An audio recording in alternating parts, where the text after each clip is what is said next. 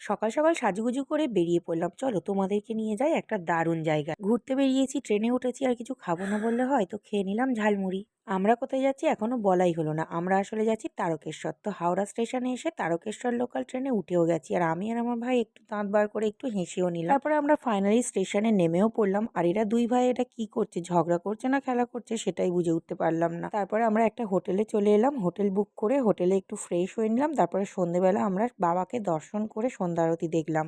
তারপর মন্দির থেকে বার হয়ে আমরা সন্ধেবেলার টিফিন করলাম। তারপরে রাত্রেবেলার খাবারটাও একেবারে খেয়ে দিয়ে চলে গেলাম হোটেলে। পরের দিন খুব সকাল সকাল ঘুম থেকে উঠে আমরা চলে গিয়েছিলাম মন্দিরে। মন্দিরে ওখানেই পুকুরে স্নান করে বাবার মাথায় জল ঢেলে পুজো দিয়েছিলাম। সেদিনেই আমরা বাড়ি ফিরে এসেছিলাম। তো বাড়ি ফিরে আসার আগে আমরা ওখান থেকে ব্রেকফাস্টটা করে নিয়েছিলাম। তারপরে আমরা একটু কেনাকাটা করলাম। আচার এখানে খুব ভালো পাওয়া যায়। আমরা নিয়েছিলাম লঙ্কার আচার। তারপরে আমরা চলে এলাম স্টেশনে। স্টেশন থেকে চলে এলাম বাড়িতে।